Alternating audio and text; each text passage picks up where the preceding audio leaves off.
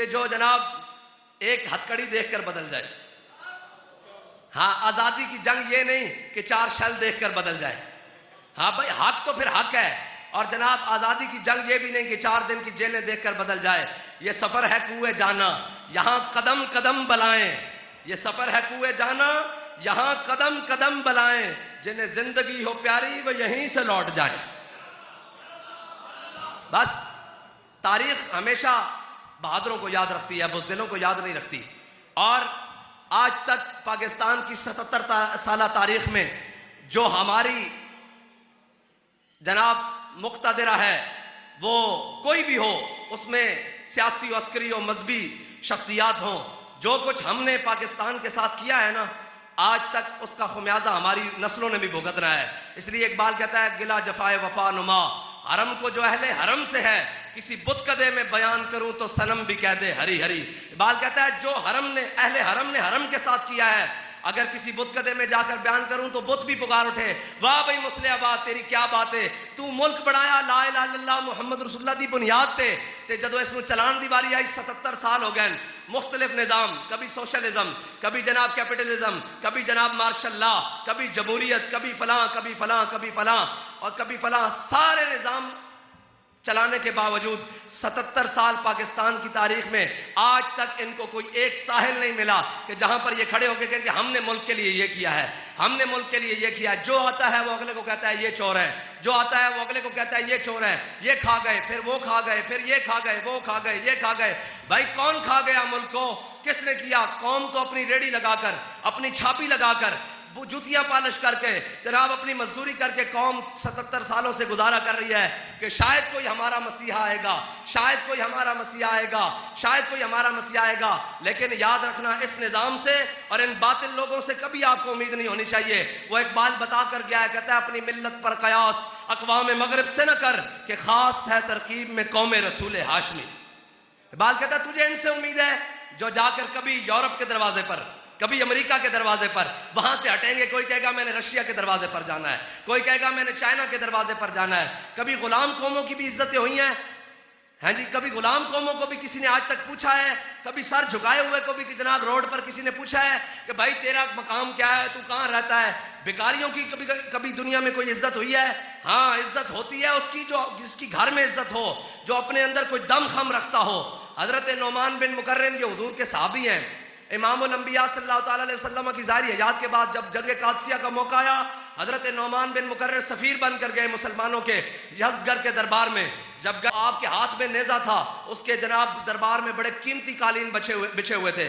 आप कालीन को फाड़ते हुए ऐसे गए ना, जब ऐसे गए, ऐसे जनाब उसके सामने गए। उसने कहा, क्या हो गया आपको? भूखे हो गए हो? आपको क्या हो गया है जनाब? रोटी चाहिए, कपड़े चाहिए, क्या चाहिए आपको? अनाज चाहिए, हम देंगे। और उन्होंने कहा, नहीं नहीं, हम तो किसरा का ताज लेने आए हैं, हम किसरा का ताज लेने आए हैं। उन्होंने कहा, अच्छा बैठो। उन्होंने बिठाया, उन्होंने कहा आपके साथ जंग करते हैं। वापसी पर जाते हुए उन्होंने कहा, ये मिठाई है, ये आप हमारी तरफ से ले जाना, अपनी फौज में तकसीम करना। जब नौमान बिन मुकर्रिर ने उठाया ना उस टोकरे को, हाथ लगाया, तो वो समझ गए ये मिठाई नहीं है, इसमें तो पत्थर और मिट्टी भरी हुई है। तो आपने ऐसे करके ना जनाब वो टोकरा सर पर उठाया और लुत्फ लेते हुए, यानी झूमते हुए वापस फौज की जानिब चले और टोकरा सर से उतार कर साद बिन अबी वकास के सामने रखा। कहा, ए जनाब हमारे सिपा सालार, ये मिट्टी उन्होंने खुद हमारे हवाले कर दी है, बस हमारे वहां जाने की देर है। आशिक जो है ना, आशिक जो है वो हर बात में लुत्फ लेते हैं। यही एक मंजर है कि हजरत ख्वाजा गुलाम फरीद का नाम तो सुना होगा। हजरत ख्वाजा गुलाम फरीद, आप हज के लिए तशरीफ लेकर जा रहे हैं, तो मदीना पाक से कुछ दूर थे, तो रास्ते में डाकू आ गए। डाकुओं ने आपको लूटा भी, मारा भी और जनाब सब कुछ लूट लिया, सामान, रसद, जादेरा, सारा कुछ लूट लिया। आप थोड़े 2 दिन की मुसाफत से थे दूर मदीना पाक से, डाकुओं ने सब कुछ डकैती कर ली। जब वो जाने लगे ना, तो ख्वाजा गुलाम फरीद ने हाथ पकड़ लिया। कहा, किधर जाते हो? उन्होंने कहा, आपको लूट कर हम जा रहे हैं, बस हमारा काम। उन्होंने कहा, यार आपने हमारा सारा कुछ लूट लिया है, सारा कुछ लूट लिया है। अब हमें ये बताओ कि हमारे पास तो जनाब रास्ते में जिंदा रहने का सामान भी मौजूद नहीं, हमें ये बताओ कि मदीना पाक में शॉर्टकट रास्ता कौन सा जाता है। अभी तो हमारी मुसाफत बड़ी लंबी है। वो वहाँ के भेदी थे, डाकू थे, उन्होंने कहा आप फलाने पहाड़ पर चलें, सामने से उतरे, वादी आएगी, लेफ्ट हो और वहाँ से आगे राइट हो जाएं, बस आप सामने आप देखेंगे कि वहाँ पर जनाब मदीना पाक आ जाएगा। तो हज़रत ख्वाजा गुलाम फरीद उनके बताए हुए रास्ते पर अपने काफिले के साथ चले ना, तो शाम होने से पहले पहले सामने मदीना आ गया। आपने सब कुछ वहीं छोड़ा और सीधा हुजूर की बारगाह में चले गए और कहने लगे कि तेरे बदवी मरेंदे हैं, लुटेंदे हैं, कुटेंदे हैं। आशिक है ना, हर बात में मजा लेगा। कहते तेरे बदवी मरेंदे हैं, लुटेंदे हैं, कुटेंदे हैं, पर झट तेरे कोल मदीने पुछेंदे हैं।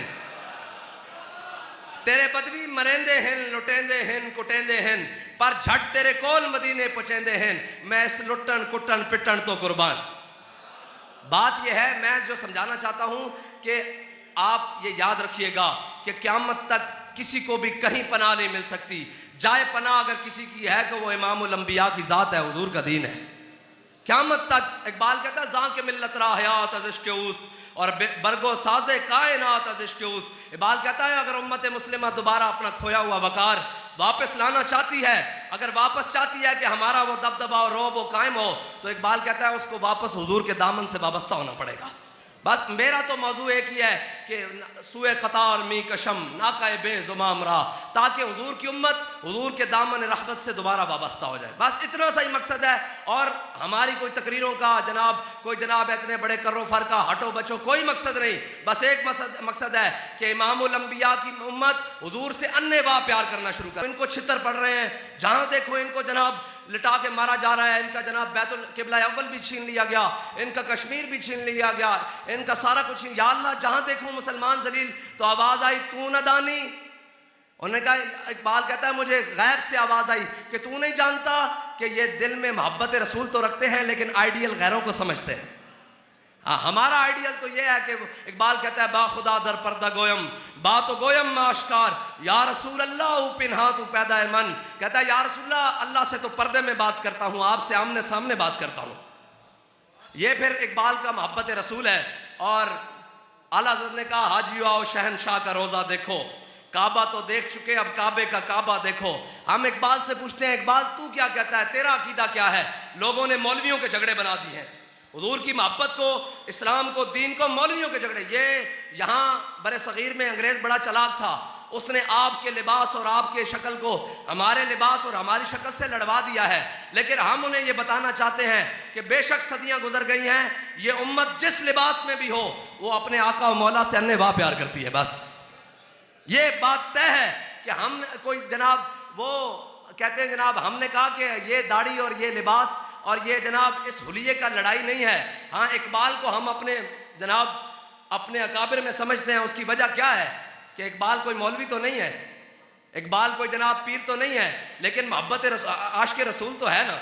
हमारा किसी से भी क़यामत तक कोई रिश्ता होगा, वरना वो इकबाल ने खुद कहा गाजी इल्मुद्दीन को जनाब कब्र में रखकर जब इकबाल बाहर निकला तो सैयद हबीब शाह, सैयद दीदार अली शाह साहब और जनाब सैयद जमात अली शाह साहब और सारे लोग खड़े हुए, ये जनाब MD तासीर साहब, ये सारे खड़े हुए।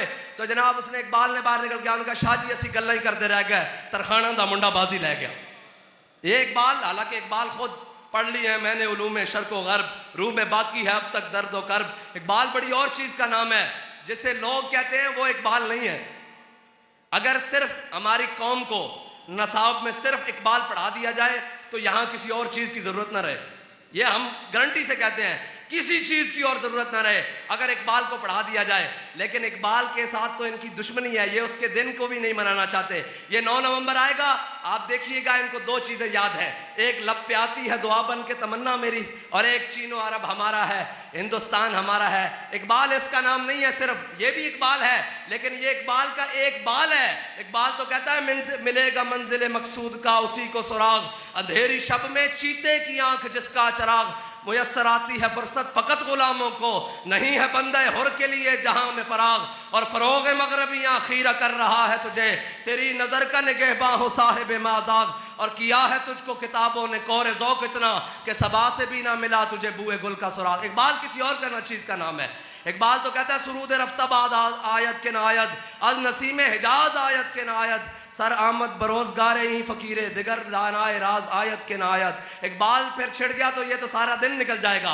बहरहाल इकबाल तू बता तेरा क्या अकीदा है हुजूर की मोहब्बत के बारे में। इकबाल कहता तूर मौजे अज गुबारे खानाश काबरा बैतुल हरमी का शानास।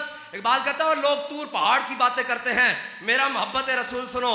मेरे आका मौला सल्लल्लाहु ताला अलैहि वसल्लम के मुबारक घर में जो झाड़ू दिया गया उससे जो गर्दो गुबार उड़ा तूर तो उसका मुकाबला भी नहीं कर सकता।